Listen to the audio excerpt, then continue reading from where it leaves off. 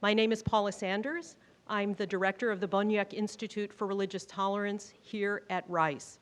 And I'm very pleased to welcome all of you to this afternoon's special lecture in commemoration of International Holocaust Remembrance Day today, January 27th, by our colleague Moshe Vardi.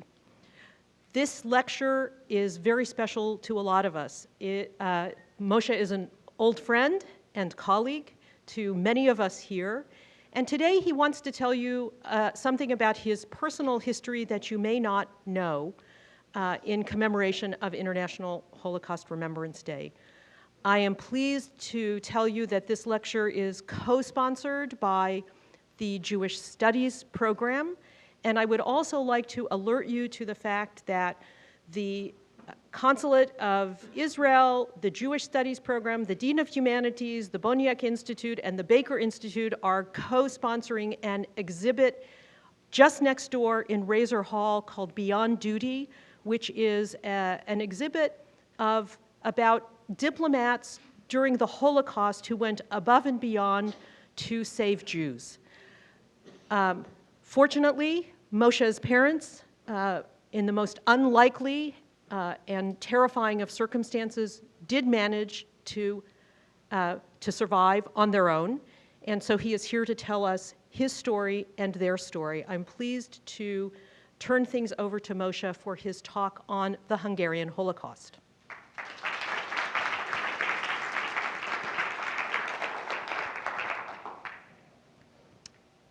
Thank you very much, Paula, for this kind introduction, and thank you all for coming to this talk. So today is precisely 75 years to the liberation of Auschwitz. This question whether the word liberation is the appropriate one, but that's what it's called. During the 75 years, I don't know how many words and pages and books were written about the Holocaust, and what else is there to say about the Holocaust? And do we need to say more about the Holocaust? And the answer is, of course we need. We must continue to talk about the Holocaust. We still have denial. 1/3 of Americans do not believe that 6 million Jews were murdered during the Holocaust. Ignorance. 2/3 of millennials don't know about Auschwitz, don't know where Auschwitz is. Continued distortion. The Poles have this ambivalent relationship with the Holocaust, and there is an article described how they were trying to, 15 years kind of trying to make up story about how Poles were supposedly gassed in Warsaw, which is completely fake. And of course, anti-Semitism is alive and well in this country.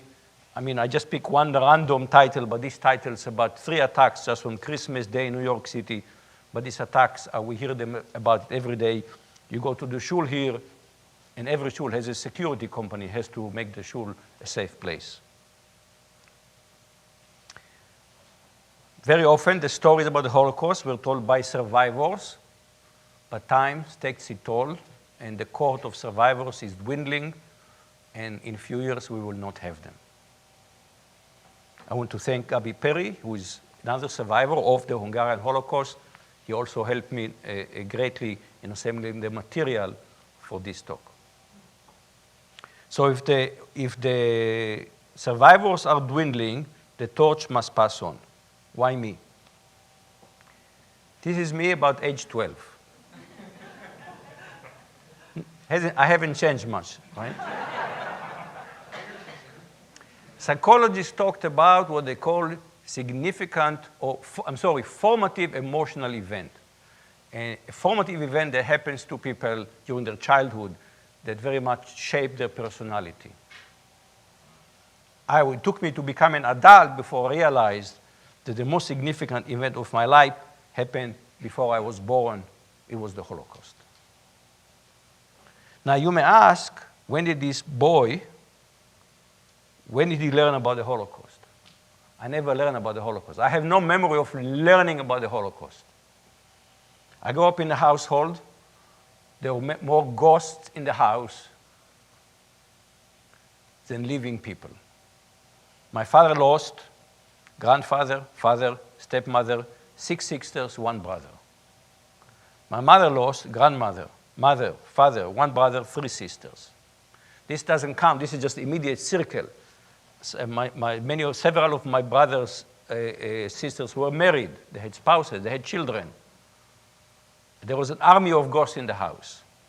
My mother had a tattoo on her arm. This is not her arm. I could never find in me the strength to photograph her arm.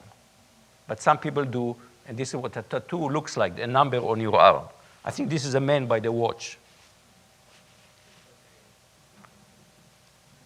At age 12, my first nonfiction book was The Rise and Fall of the Third Reich. It was published in 1960, 1,200 pages. Somewhere in the early 60s, I'm assuming it was translated to Hebrew. My father brought it home, and I don't think he told me of anything. I said, I have to go and read it. This was my first nonfiction book. I was about this age when I read these 1,200 pages, The Rise and Fall of the Third Reich. When my mother retired at about age 60, her full-time job, it wasn't a full-time job, but what she did mostly was bear testimony for the Holocaust. She was a fantastic raconteur. Some people think that I'm a good storyteller. I'm a pale shadow of my mother's as a storyteller. And that's what she did. She would go to school and to places, and she would talk about the Holocaust. We are going to see her talking about the Holocaust. She passed away this year on May 17, in an eerie way, precisely 75 years after her deportation to Auschwitz. It was Friday. I arrived in Israel 2 hours after she passed away. I said the funeral was on Sunday. I said to Saturday to write her eulogy. And it became clear to me at that point that it is now my duty and my mission to carry the torch to bear testimony for the Holocaust. So why the Hungarian Holocaust? What is special about the Hungarian Holocaust? You don't usually hear about the Holocaust. You don't usually hear the Hungarian Holocaust. The Hungarian Holocaust is the closing chapter of the Holocaust. This is it. This is the coda. This is the grand finale. It takes place very late in the war, in the second half of 1944, starting from May 1944. I'll go over the timeline in a bit just to show you how late it was.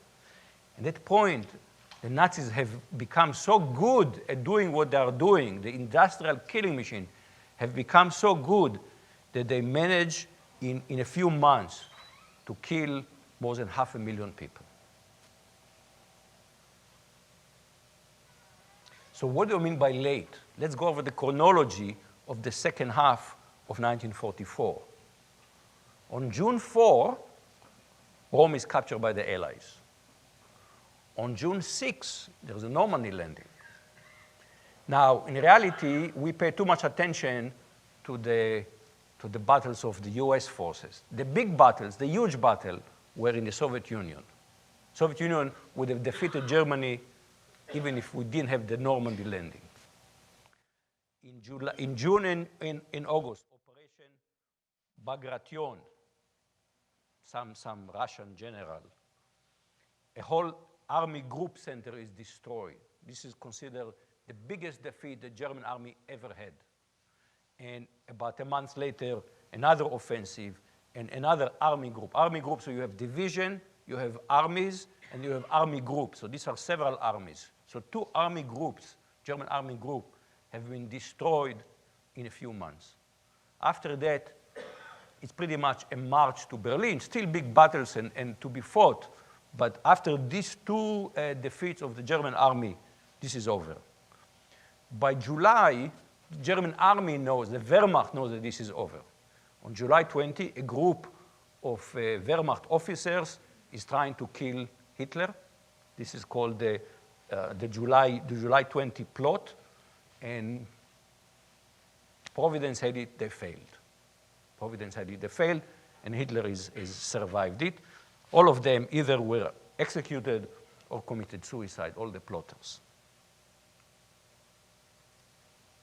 Now, was Hungary. We have recently heard in the news about the test, putting a map an unmarked map and asking someone to point to the Ukraine. I would have checked if Pompeo knows where Hungary is. So we used to think of Hungary as Eastern Europe. But you look, Hungary is very much Central Europe, okay? It was the East because we assumed that Europe ends somehow in the Warsaw Pact. You can see just next to Austria, it's very close to Italy, small country now, very small, very much a small country in the center of Europe. Now to understand what happened, we have to take a bigger look at the history of Hungary in the 20th century. So there was the Austro-Hungarian monarchy, or Austro-Hungarian Empire, and it collapsed in World War I. Hungary wanted to stay a monarchy. They liked the monarchy. They had a little problem. They didn't have a king. So they appoint Admiral Miklos Horthy as the regent. He was a regent without a king. Usually a regent is a placeholder for a king. He was a regent without a king, and he was an admiral without a navy, because by now Hungary does not have a navy, because it's landlocked. Now, Hungary lost a lot of land in this arrangement. It became suddenly a small country. My mother told me when she was going to school before World War II, they would make every day a Pledge of Allegiance. And part of the Pledge of Allegiance was to the return of Greater Hungary, when Hungary would get their territories that they have unfairly lost in World War I. In 1940, Hungary seized an opportunity to regain this territory, and in November 1940, they joined what was called the Tripartite Pact, which was Germany, Italy, and Japan, what we call the Axis. And they get back much of their territories. In particular, they got back northern Transylvania. So Transylvania went to Romania, they got back northern Transylvania. You will see this is very important to this particular story. Part of being in the pact, 1941, when Germany attacks the Soviet Union, they joined the war.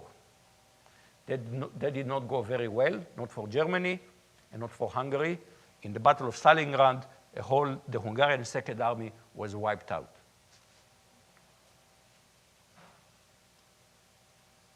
Now let's talk about the Jews in Hungary. The Jews in Hungary were a small part of the Hungarian population. In 1920, 5% of the population were Jews, less than 1 million people. But 60% of the doctors, 50% of the lawyers, 40% of the privately employed engineers and chemists, 35% of editors, 30% of musicians. Horthy, the regent, confided with someone, it was in a letter to someone, I consider it intolerable, he writes, that here in Hungary, everything, every factory, bank, large fortune, business, theater, press, commerce, etc., should be in Jewish hands, and that the Jew should be the image reflected of Hungary, especially abroad. So there was tremendous resentment for the success and in amazing cultural flourishing of Jews in Hungary. There are many, I'm only counting here a few Hungarian scientists, physicists, Leo Szilard, Edward Teller, Eugene Wigner. These are the 3 people that went to Einstein and said, please go to Roosevelt and we need to put forward the letter to develop the atomic bomb.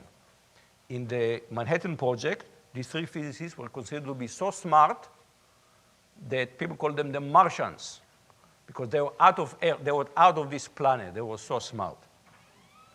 Many mathematicians, again, these are people that I'm familiar with all of their work, Paul Erdős, Paul Halmos, John Kemeny, Danish Koenig, Imre Lakatos, John von Neumann, one of the founding fathers of computer science, George Polya, Alfred Rennie, and more. So there was enormous cultural flourishing in Hungary. At the same time, most of this happened in Budapest, in the capital. In the countryside, the Jewish community was very traditional. My parents grew up in very traditional, what we call the shtetl, the small towns, very traditional Jewish families. Many of these converted to Christianity, not because of some deep religious beliefs, but for another reason. And the reason was that already past World War II, there were various restrictions on Jews in Hungary. Already in 1920, an academic numerus clausus was enacted, which means it's a quota on how many Jews can attend universities. So they says, okay, we'll convert to Catholicism, fine. That's what it takes to go to college. That's what we're going to do. As fascism is rising in Europe, in Germany, Nazism, Italy, fascism, also in Hungary, they start to enact anti-Jewish laws. 1938, the first Jewish law restricted the number of Jews that can attend commercial enterprises. And then 1939, you guys think you can just convert to Catholicism and solve the problem. Okay, we'll redefine to be Jews racially rather than by religion. So if you convert to Catholicism, it doesn't help. 1941, the third Jewish law prohibited intermarriage and sexual relation between Jews and non-Jews. Also in 1941, military labor services. That's what we would call forced labor. Jews were recruited not to the army, but to these labor battalions. For example, many of them would be sent to the front to clear mines, but they were not considered as soldiers. And we know that about 50,000 people perished in these labor services. And I'll come back to this story in a little while. What about the Jews in Hungary at that point? So it depended whether you are a Hungarian citizen or not.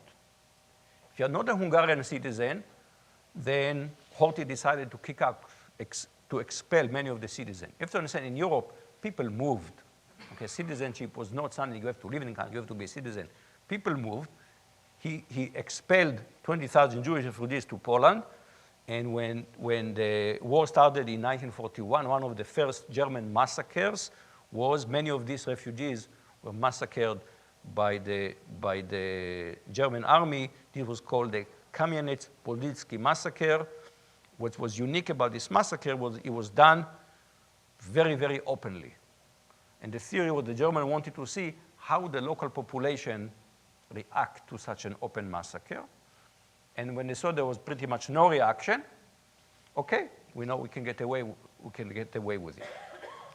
But at the same time, Horthy had a different relationship to Hungarian citizens. He said, okay, we don't like them, but nevertheless, they are our Jews. And in spite of German pressure to allow deportation of Hungarian Jews, he said no.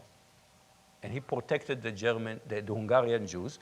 Just to say contrast, for example, in Slovakia, when after the Germans go into Czechoslovakia, they have direct rule of they annex essentially the Czech part. The Slovak part become a small republic. And they were very happy to give the Jews to the Germans. They just wanted a payment per capita.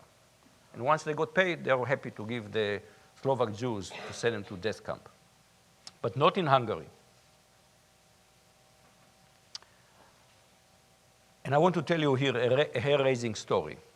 So my grandparents, the Mandels, they rented an apartment from a German Baptist family. These are not the American type of Baptist.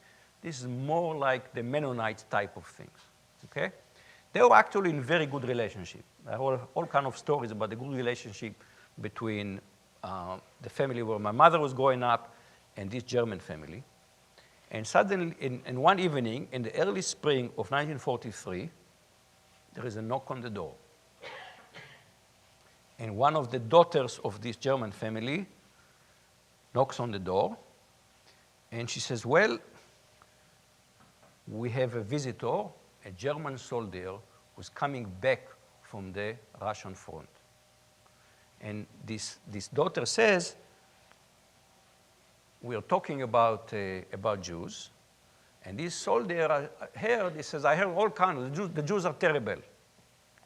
And the daughter says, no, we have Jewish neighbors. They are very decent people. He says, I would like to see them. So they knock on the door and say, can we bring the German soldier to visit? And you know, my mother's parents look very Hasidic Jews, and they were terrified. And this neighbor said, no, I think he's okay. I don't think you need to worry. He's okay. He just wants to see Jews. So they bring this soldier to come and visit them. And they sit down and they make a cup of tea. And he starts telling them what was it like to be in the Russian front. And this is early spring, and he doesn't have a jacket. He said, this is it, I don't even have a jacket. In the cold Russian winter, I did not even have a jacket. Now, one of my mother's brother was taken to labor services, and he was away. They have not heard from him for quite a while. My grandmother goes, and she comes back with his jacket, and she gave it to this German soldier. And he says, what are you doing? She said, you're cold. Here's a jacket. She said, you know, I'm a German soldier. And she says, you're a human being who doesn't have a jacket. This is my son's jacket. I hope someone is similarly kind to my own son. And the German soldier started crying just by this display of humanity, a jacket. So remember, in 43, the German Second Army is wiped out. And Germany is starting to have the Hungarian Second Army is wiped out. And Hungary is starting to have second thoughts about the wisdom of being part of the Axis, and are starting to negotiate maybe a separate peace with the Allies. And this is the rumors are starting to spread. So in mid-March 1944, Hitler invites Horthy to come and meet with him in Austria. And Horthy doesn't know that while he's away, the Germans is essentially doing a soft occupation of Hungary. They send German forces, German army, to occupy all the critical infrastructure, critical places in Hungary. And Horthy is presented with fait accompli, and he is forced to change the government. He's the regent, there is a government. He's forced to change the government and put a pro-Nazi government in Hungary. Now, until that point, remember, Horthy said no deportation of Jews. This is the point of change. Now, a pro-Nazi government is running Hungary, and they agree to the deportation.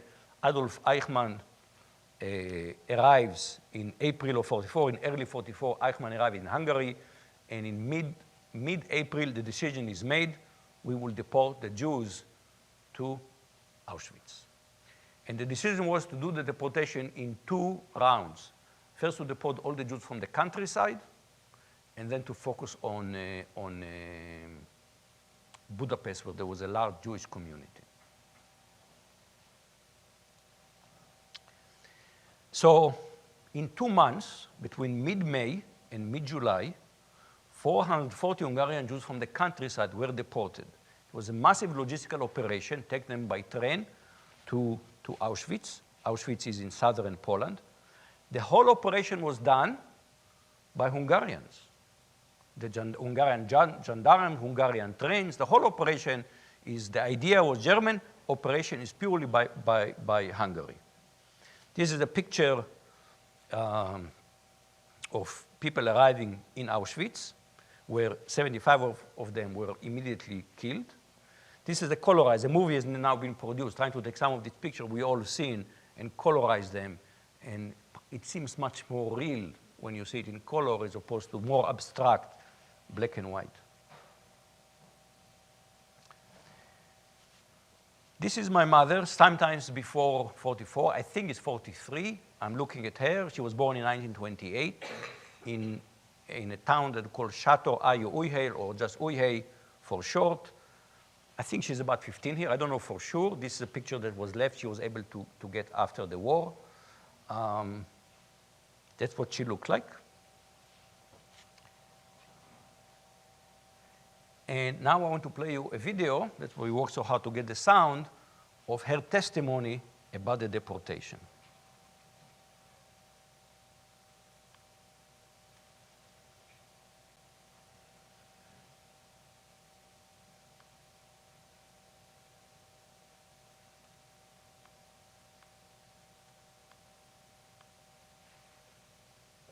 ואז לוקחים אותנו, This is Hebrew, but there are שם subtitles in ממיסים English. אותנו לאותן קרונות שכתוב על זה 7 סוסים או 8 חזירים או 6 פרות, משהו כזה.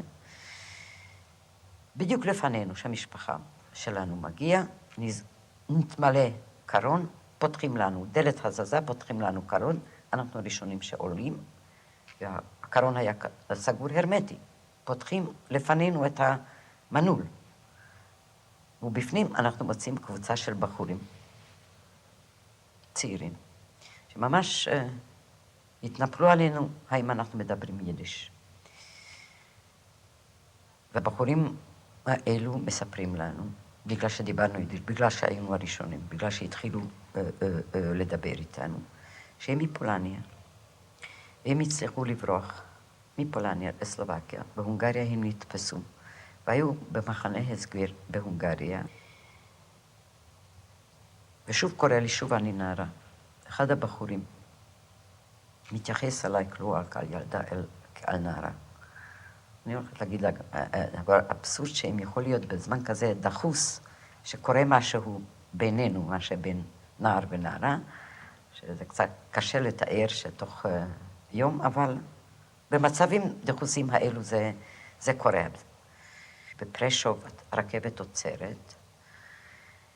אני לא יודעת מתי התחלפה הז'נדרמיה עם הפיקוד הגרמני, מלפני כן או לא לפני כן, כאשר המצב שיש לנו כבר 2 מתים בקרון, אותו תינוק ואותו איש זקן, 2 המכלים, אחד התמלא ואחד התרוקן, ועולה גרמני SS על הקרון.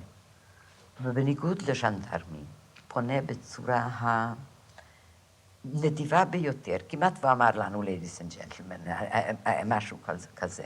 ואנחנו מתמוגגים, תראו את ההבדל בין הגרמנים, וההונגרים, הז'נדרמים, הגסי רוח אלו. ואם יש לנו איזו בעיה וזה, ואני מדברת גרמנית, טוב, ואני אומרת לו, תראה איזה מצב. אין לנו מים, והמיכל הזה מלא עם הצרכים, יש לנו פה 2 מתים. תחנת רכבת נורמלית, אזרחית, אתה רואה אנשים עומדים ומסתכלים. הוא אומר, טוב, שכמה צעירים ייקחו כלים ותמלאו את המיכל, ו2 יורידו את הזה, ירוקנו וזה, משהו. ואני קופצת, ואני ממלאה, ובקרונות אחרים מושיטים לי כל מיני כלים, ואני רצה, יש שם עד היום, אני זוכרת, עם מתקן כזה שברזים מסביב, עגול, ואני ממלאה 2 כלים, מימיות, כל מיני דברים. אז ליל שבת, הרכבת נעצרת, והרכבת שוב עומדת, אנחנו לא יודעים איפה אני. אני מתעוררת על זה שאבא אסף את כל הפקלח שלנו, ועמד על זה כדי להגיע לחלון, ובשקט הוא מדווח לאמא, שזה נראה כמו איזה בית סוהר פה, אסירים עומדים במפקד. ואבא מוסיף, אין פה ילדים ואין פה זקנים. כבר היה סיפור שהבחור הזה סיפר לאמא, וכנראה אמא לאבא, ואבא יורד מאותה חבילות ולוקח טלית שלו ומתעטף בטלית. שבת בבוקר. פתאום אני רואה שאבא מקל על חזה שלו. ראית כבר מה עושים יהודים דתיים על חטא שחטאנו ביום כיפור בבית הכנסת. זה מה שאני יודעת. מה קרה לאבא שלי? אנחנו פה אחרי פסח. ופתאום אני נזכרת שקוראים לזה וידוי. ואדם שיודע שמותו קרב, והוא יכול אומר וידוי. ואני מתנפלת על אבא שלי ולוקחת את היד שלו בכוח, וכאילו על ידי זה אני מונעת משהו. אני באותו רגע נפרצת הדלת וקופצים אסירים וצועקים שנל, כל החבילות לשיר, כל החבילות לשיר כאן. ולא טורחים לשים מדרגות, כשעלינו שמו איזושהי מדרגות, רכבת זה גבוה, וככה זורקים את האנשים, בלי חבילות, הכל לשיר, מגיע תורי, אז האסיר כזה תפס אותי במותניים, ואני באוויר, והוא אומר לי, בת כמה את? ביידיש, ואני אומרת 16, רק ב-18 באוגוסט מילאו לי 16, והוא זורק אותי, והוא אומר, אמרי 18, ואז אנחנו פתאום בהתחלת השורה. וממולנו עומד קצין יפה תואר, כפפות לבנות, שרביט ביד, ועושה קודם את אחותי ימינה, אחר כך את אמא שמאלה, ואחר כך אותי שמאלה, השרביט נעצר באוויר ואומר לי, wie alt bist du? זאת הייתה אותה שאלה שהבחור הזה זרק אותי. ואני אומרת, 18. והוא משנה את הכיוון, שולח אותי אחרי אחותי, שעומדת ומחכה מה יהיה, ומתחילה לצעוק עליי. מה השוויץ הזה? למה אמרת 18? אני לא הייתי מודעת לכך. אז זה היה אוטומטי שאני אמרתי. אמרתי, את לא רואה שבטח אותנו ייקחו לעבודה קשה, ושם נשים בהיריון וזקנות וילדים, ואנחנו בטח נלך ברגל. כי לא ראינו שום דבר, ראינו רק גדרות. אז אנחנו נלך לאיזשהו מקום ברגל. ואז אני אמרתי 18? כן, את מהשוויצה, תמיד את רוצה להיות גדולה. ולמה אמרתי 18? ואז אני נזכרת שאני חזרתי אחריו מה שהוא אמר לי, אמרי 18, ואני אמרתי 18. ואז אמא כבר לא איתנו, ואני רוצה לומר לך, עם כאב, עם קינה, על אותה פייגלה, שאני אהבתי אותה, אי אפשר לתאר.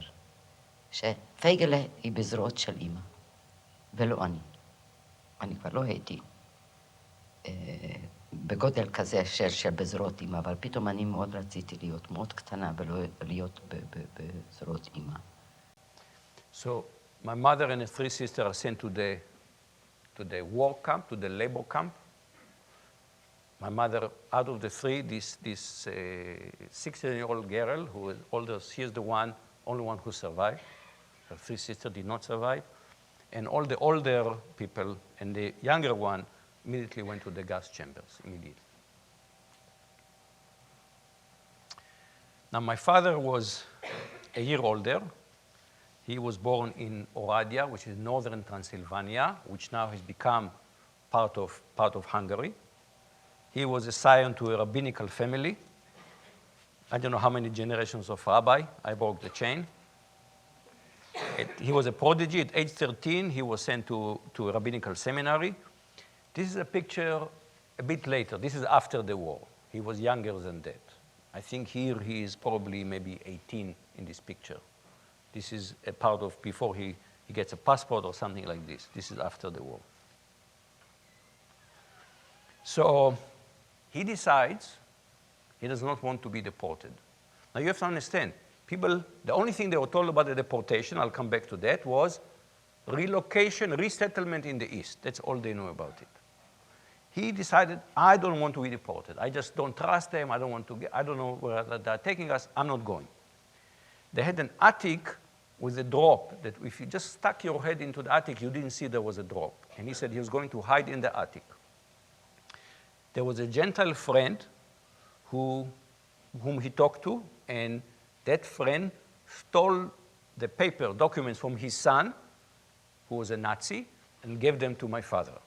And these were documents without pictures, so you could present yourself as a Gentile. Now his father, Moshe Yaakov Rosenfeld, after whom I'm named, was a dayan, not just a rabbi, but served as essentially as a Jewish judge. And my 16-year-old father goes to him and said, this is the plan. What do you think? Now, my grandfather was a person who made decisions every day. And he says, I'm not going to tell you what to do. My father told me, he was shocked. He never heard my father say anything like, here is what you need to do. My grandfather said, in time like this, no one can give advice. Everyone has to act according to the best judgment, and that he says to his 16-year-old son, you have to act according to your best judgment. And in fact, my father's best judgment was good. He was the only one that survived. No one else, as you saw before, no one else from the family survived. So he hides there for about 2 weeks, and then he makes his way to Budapest, the capital. We'll come back in a few minutes. Why Budapest? Now, there are 2 brothers of my mother that were not deported to Auschwitz because they were taken to labor services. One of them, Moshe, probably died somewhere in Russia. This is the speculation. In 1943, they received a letter that he died. The other son, Eliezer, is also in the forced labor. And now it's not so clear, people who are in forced labor, not clear are they going to be deported or not. There is some confusion whether they're going to be deported. And then while they're waiting there, suddenly a Hungarian army officer shows up, everybody out for an inspection. They all stand up there. And the Hungarian officer says, who here is a shoemaker? And a whole bunch of people there who are in forced labor raise their hands and says, we are shoemaker. About 5 of them, he says, you come with me. And he takes them in the car, and they're driving somewhere. And they start whispering in Yiddish. And somebody says, I hope you know something about shoemaking, because I know nothing. None of them know anything about shoemaking. But they knew about deportation. They says, OK, let's get out of here. And he takes them to a humongous warehouse full of hundreds of thousands of shoes. And their task was to lace the shoes. And they're there for a few weeks. And he brings them food and water while they're there. And then at some point, the time runs out. And they are taken away, but they're not deported to Auschwitz. They were deported to Bergen-Belsen. Bergen-Belsen was a concentration camp, but it was not a death camp. And so my Eliezer did survive. His wife and daughter that he left behind in the city were deported to Auschwitz and did not make it. So labor services, 2 brothers, 1 perished, 1 survived because of some anonymous Hungarian officer who says, I have to save a few souls, just a few souls. Now, in the middle of April 44, 2 Slovak Jews, Rudolf Verba and Alfred Wetzler, escaped from Auschwitz. And they write a report describing what's happening in Auschwitz. And the report is sent out. It's provided, it was sent out, they go to Budapest to give it to the Jewish leadership in Budapest. The report was publicized. Eventually became, by the middle of June, goes to the BBC, to New York Times. It's become international knowledge that Auschwitz is a death camp. And significant international pressure involving even the Pope is brought on Horthy to stop the deportation. And eventually, by early July, Horthy ordered the deportation to be stopped, but his hold on the government was a bit tenuous. It took another 2 weeks. So basically, the deportation of the countryside Jewry continued. He was not able to stop it. Now notice, the important thing is that it was already known what was happening in Auschwitz by late April. And deportation only starts by mid-May, but there is no publicity inside Hungary. You could listen to the BBC and hear about it. But if you listen to the BBC, the punishment is death by shooting. So it was not so simple to listen to the BBC. So none of them knew about it. Even neither my mother, who went to Auschwitz, nor my father, who didn't go to Auschwitz, none of them had any idea what's happening, where are they going, and what will happen in Auschwitz.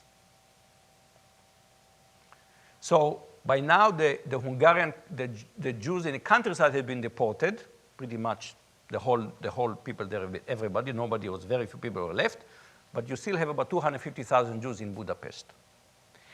By early October, even everybody knows that the war is lost for Germany. And Horthy says, today it is obvious to any sober-minded person the German Reich has lost the war. And he wants out of the Axis. So he announced on national radio broadcast that Hungary has signed an armistice with the Soviet Union. At this point, the Germans go from a soft takeover, from a soft occupation to a hard occupation. Horthy and his son are whisked away and imprisoned. And a new government by a Nazi-Hungarian party, the Arrow Cross, is now taking place in Hungary. So Horthy is out of the picture. And now the final phase of the Hungarian Holocaust happens, which is the Arrow Cross. They have ghettos, they concentrate the Jews in Budapest. There are death marches, there are executions, and this goes on until Budapest is liberated by the Soviet. But liberated here is, again, the Hungarian army is fighting them when they're coming. It's not as if they're waiting for them. It took 2 months to clear all the German and Hungarian forces from Budapest. And 100,000 Jews out of the 250,000 that were there at the beginning of the war were killed in the Budapest Holocaust. Now, we saw before a list of all these famous people. There are more that I didn't put in, Elie Wiesel, there are a whole bunch of other people I did not put. I put some scientists, the most well-known scientists. Amazingly, almost all of them survived. How did they survive? Many of them, because they're well-known mathematicians, the increasing anti-Semitism and the Jewish laws, they say, we need to get out of here. And they did get out of here, and many of them came to this country. Many of them became well-known mathematicians in this country. Von Neumann, for example, ended up playing a key role in the Manhattan Project. He was in charge of the computational part of the Manhattan Project. Then he played a key role in building computers. So for us in computer science, he became the founding figure. Imre Lakatos was able to hide as a gender identity. Alfred Rennie managed to escape from Level Services. There was one very well-known mathematician that did not survive, and this is Danish Koenig. He was a bit older. He was 60 years old in 44. I couldn't resist putting Koenig's lemma on the. This is the one allow me to have one mathematical statement in this talk. This is Koenig's lemma that says if you have I won't read the whole thing. The mathematician in the audience can read it, and they've seen it before. What's interesting, I have used this lemma many, many times. And only doing research for this talk, I found out, he was some abstract entity, mathematician. Only when I did this research, I found out that he was in Budapest, and he was a full professor. And a few days after the Aero Cross takes over Budapest, he committed suicide. We talked about the ambassadors in Razor Hall. One of them, one of the heroes, is Raoul Wallenberg, born in 1912, disappeared in January of 1945. He was one of the people that we heard about before. He was a diplomat. He was a special envoy to Budapest, and he did whatever he could to save Jews by issuing all kinds of immunity diplomatic papers, including, at some point, the Nazis wanted just to bomb the ghetto. Why kill Jews one by one? Just go and bomb the ghetto. And this was very late in the war, and he basically told them, you're going to lose the war, you do that, you're all going to be executed. And he managed to scare them away from bombing the ghetto. Remember the Soviet Union, the Red Army arrives in January, February to Budapest, and Wallenberg was detained, never to be seen again. To this day, there is speculation, was he killed there? Supposedly, maybe the rumor that he was taken to Moscow, and people saw it in Moscow, but his fate was never clear. Some people think there's a Jewish expression, if you save one soul, you save a whole world. And he probably saved by himself tens of thousands of people. Many of people think that he was the greatest humanitarian of the 20th century. I think Hannah Shenesh is well known in Israel. I think she's less known here. She was a young woman. In 1944, she's 23 years old. She grew up in Hungary. She immigrated to Palestine in 1939. She joined the British Army for the war. In March of 1944, she and two others parachuted into Yugoslavia, and then they decide to go into Hungary. They get caught. She gets tortured. She tried for prison, and she was executed on November 7, 1944. She was a poet, and this is one of the last poems she wrote while she is in prison, and she knows that she's not going to live. I hope I can read it and keep composed.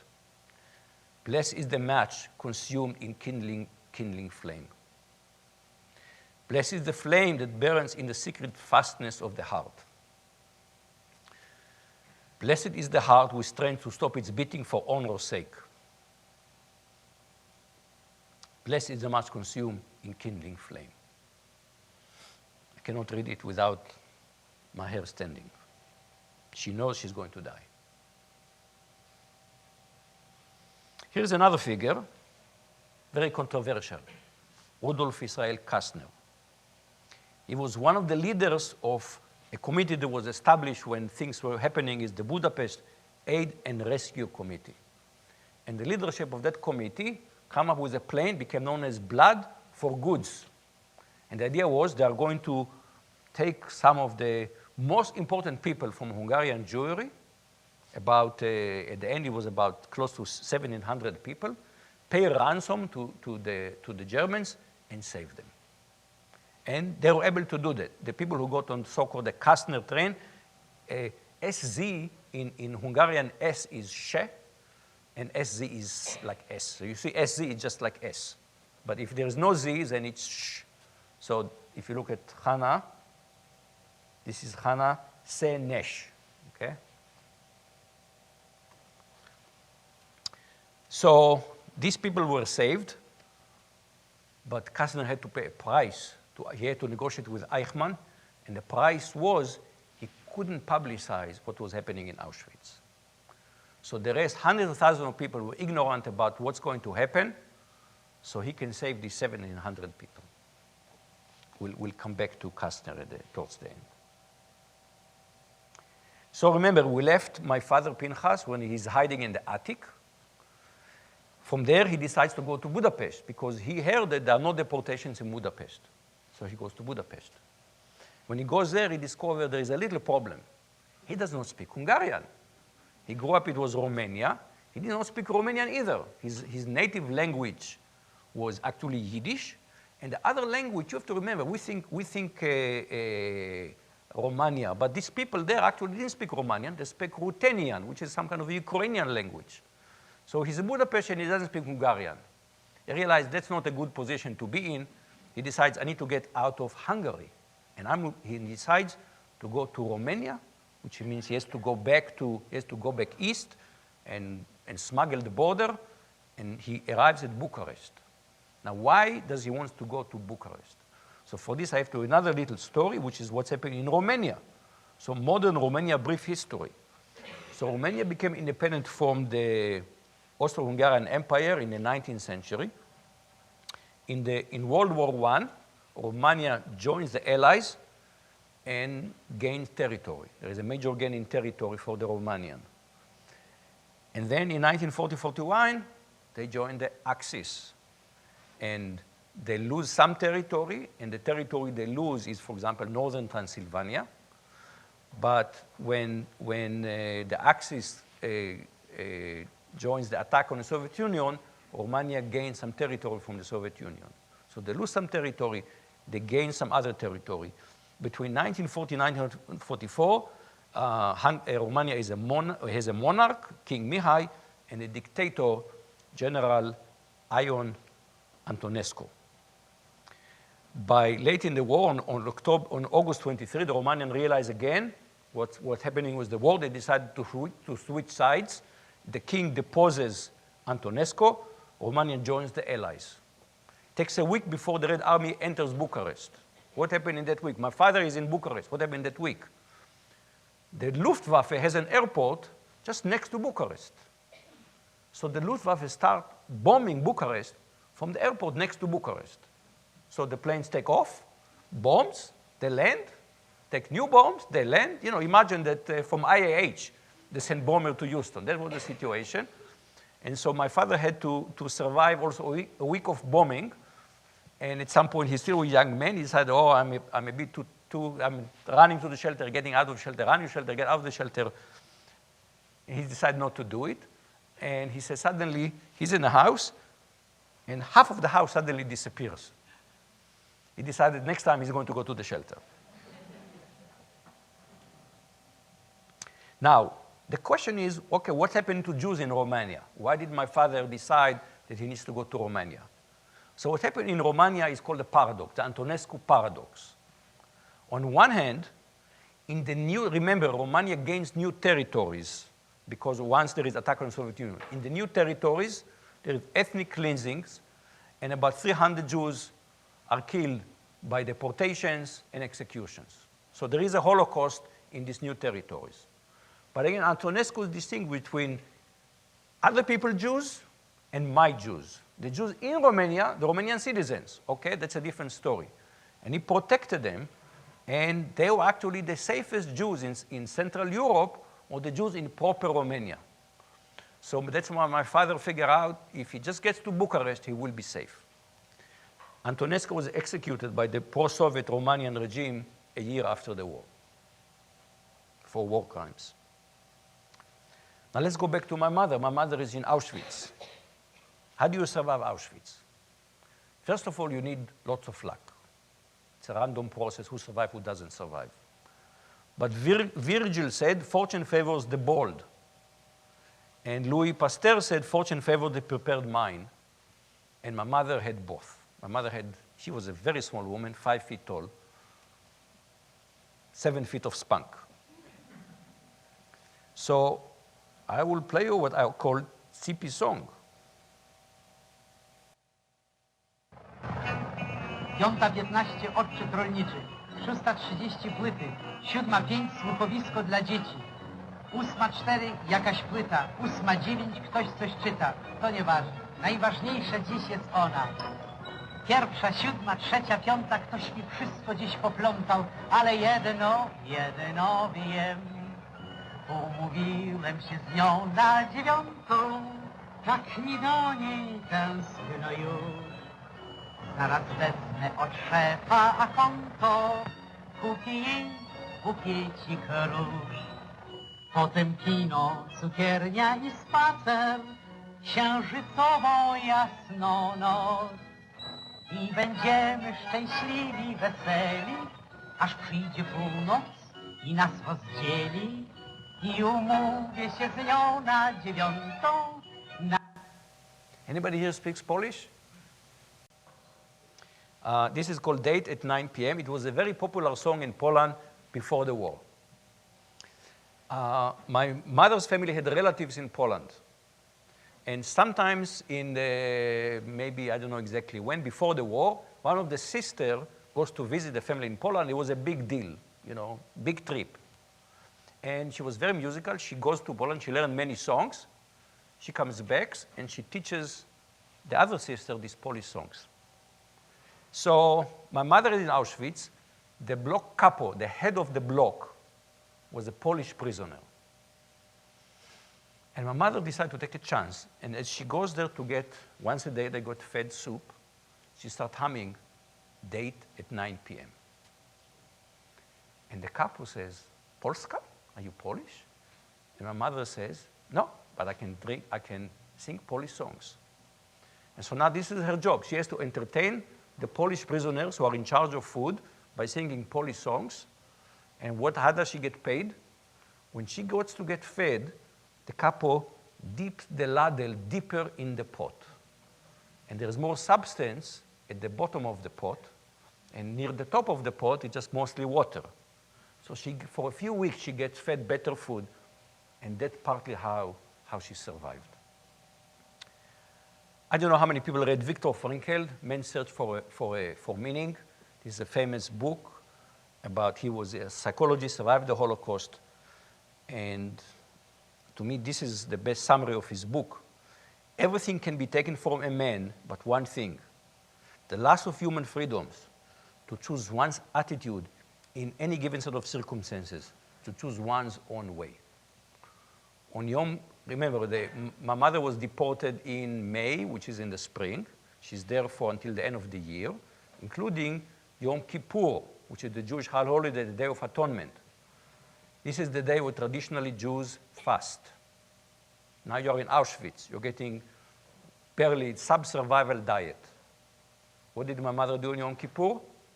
She fasted. You always have one choice. You can always, even in a place you have no control, you can choose your attitude.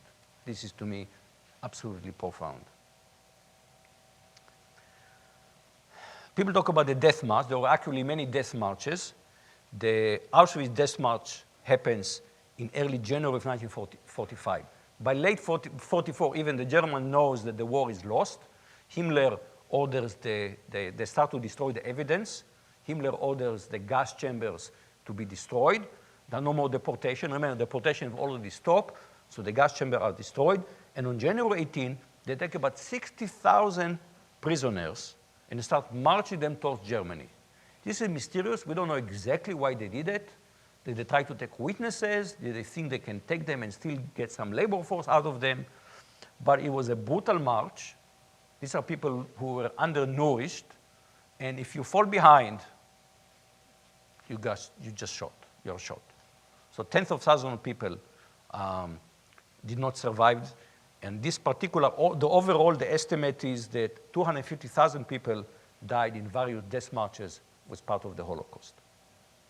And then one day, my mother tells us, she woke up, the guards are gone. That's how freedom arrived. They woke up in the morning, the Germans are gone. They escaped in the middle of the night. That's how they became free. Auschwitz was liberated a little later. The New York Times reported about it only a week later. Remember, it was January 27. But on February 3, there is a blurb. You can find it out on the Time Machine, on the New York Times Time Machine. There is a little blurb, and it's just a quote from a Russian paper, from a Soviet paper. The newspaper Pravda reported today the Red Army had saved several thousand tortured, emaciated inmates of the German greatest murder factory at Auschwitz, which is a Polish name, in southwest Poland. Pravda correspondent said fragmentary reports indicated that at least 1.5 million persons were slaughtered at Auschwitz. There are debates about this estimate. During 1941, 42, and early 43, ignoring 44, 5 trains arrived daily at Auschwitz with Russians, Poles, Jews, Czech, French, and Yugoslav, jamming in sealed cars. This is right. All this nationality is right. It just doesn't say that 90% of them were Jews. There were also Romas there. I mean, the Romas very often are forgotten, but 90% were Jews. So on January 27, the Red Army arrives at Auschwitz. They find 9,000 inmates in terrible condition. Amazingly, 7,500 of them survived. Apparently, it was better to be saved, liberated by the Soviet Union, by the Red Army, than by the US forces. Because the US forces gave you too much food. And the Russians didn't have enough food to give you, and that actually people survived that better. Rudolf Hess was the commandant of Auschwitz. He was tried first, he was in Nuremberg, and then he was tried by Poland, and he was executed in 1947. Now I want to talk a little bit about the aftermath. So Germany surrenders in early May 1945. Eichmann was caught, but people didn't exactly realize how important he was, and he managed to escape. And he lives in a small village until 1960. And then he makes his way, using false papers, to Argentina. There was a whole organization in Europe to help Nazis escape. It was not just that he was, there was a Nazi, a pro-Nazi Catholic bishop, Alois Hudal, and the whole organization that had to help Nazis escape. And he makes his way to Argentina. And he lives there very openly. He's not hiding or anything. Later on, there were some Nazis, Mengele, always in hiding. He lived there quite openly. In fact, he is so open that in 1960, he gives an interview to Life magazine. There is a Life magazine interview with Adolf Eichmann, this sensational capital. I have the magazine. We are a little late, so I won't show it to you, but I can show them later. Eichmann tells his own damning story. I transported them to the butcher. And he says, all told, we succeeded in processing about 500,000 Jews in Hungary. To sum it all up, I must say I regret nothing. So I must say truthfully, if we had killed all of the 10 million Jews that Himmler, statistician, originally listed in 1933, I would say, good, we've destroyed the enemy. No remorse whatsoever. But since he was so open, he attracted attention. And in 1960, Mossad agents kidnapped him and smuggled him to, the difficult part was not catching him, but getting him alive to Israel, smuggling him all the way to Israel. He was tried on 15 criminal charges. The trial was in early 60s. I have vague memories of the radio about it, but I was not old enough to really pay that much attention. But I do remember my parents listening on the radio to Eichmann's trial. His defense was, I was just following order. Partly because of that, when I served in the IDF, there was a very important principle. If you receive an explicitly illegal command, your duty is to disobey it. You must not obey illegal commands. He was executed on June 1, 1962. Israel has a death penalty, but it was only used once against Eichmann. Now, there is still ongoing controversy about Hannah Arendt, the banality of evil. She wrote a book, Eichmann in Jerusalem, The Banality of Evil. She basically fell for his act. He was trying to pretend to be just a mindless bureaucrat. And a book came out just 5 years ago by Bettina Stangeth. And she wrote Eichmann before Jerusalem. And she wrote, his disturbing account of Eichmann, years on exile, revealed the full extent of his cynicism, inhumanity, and moral self-deception. His evil was not banal at all. Now remember Kastner. On one hand, he saved the train with about 1,700 survivors from Budapest. He comes to Israel. He became a government bureaucrat.